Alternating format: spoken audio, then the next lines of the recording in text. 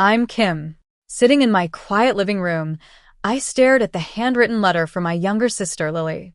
It was filled with blame and accusations, and I couldn't help but let out a bitter laugh. For the first time in my life, her words didn't hurt. Instead, they were a sign that everything I'd done had finally paid off. But it wasn't always like this. I remember that fateful day when I was at work, half listening to a coworker complain about her date. I was thinking about my plans for the evening, about the simple life I'd built for myself. I knew my family, especially my mother, was always looking for a way to take from me, but I never expected what was about to happen. Suddenly, my phone buzzed with a notification. $15,000 had been charged to my account by Rosewood Manor Events. My mind went blank for a second. I recognized the name. It was the venue Lily had been raving about for her upcoming wedding. She'd been posting pictures of it in our family group chat, acting as if booking that place was her greatest achievement. I opened my banking app, hoping it was a mistake.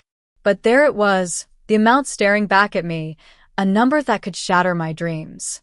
It wasn't just the money. It was the trust that had been broken. Then the memories came flooding back. A few months ago, my mom had called me in a desperate voice. She said she had a medical bill she couldn't pay and was on the verge of tears. I was tired of always being the one to make her happy, but I added her to my account temporarily. She promised she'd never touch it again, and even told me I was a good daughter. I should have known better. Without hesitation, I drove straight to my parents' house. I walked in without knocking. My dad was in the kitchen, sipping his coffee, looking as indifferent as ever. He always avoided getting involved in family conflicts, as if pretending they didn't exist would make them go away. My mom stiffened when she saw me, her eyes darting to my hands as if I was holding evidence, which I was in a way. Then Lily walked in, looking as self-centered as always.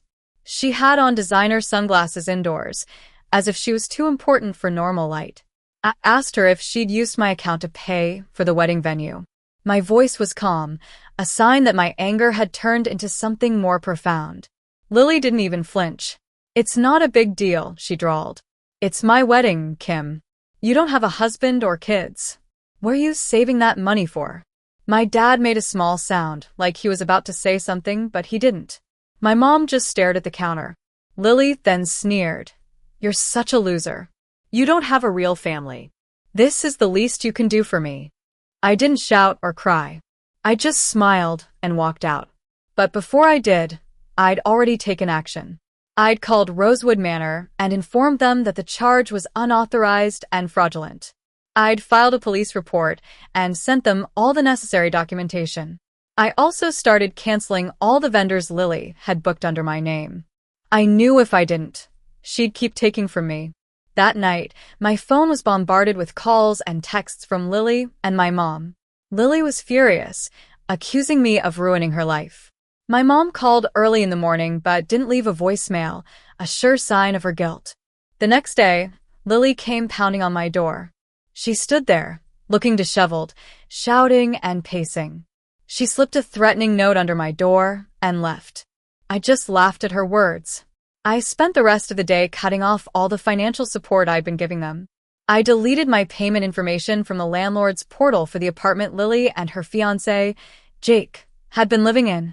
I'd been paying half their rent for months because my parents had begged me, saying it was just temporary. But they were just taking advantage of me.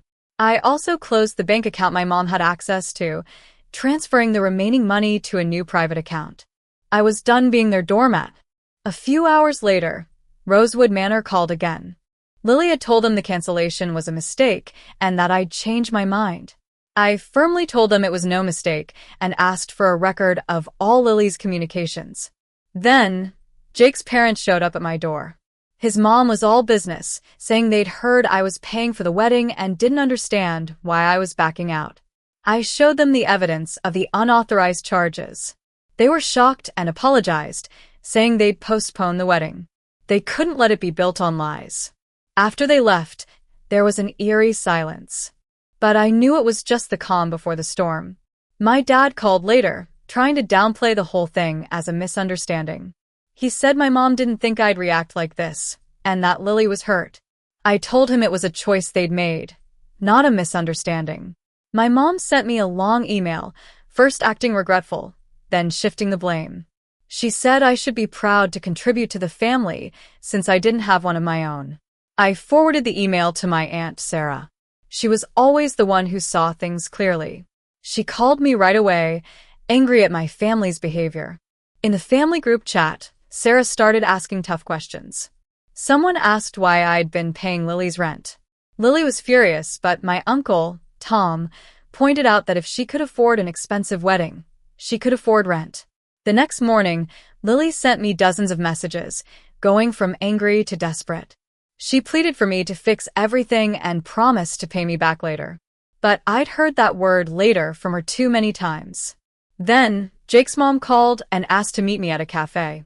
She told me that Jake had found a credit card statement in their apartment in my name with a balance of $9,000 for luxury purchases.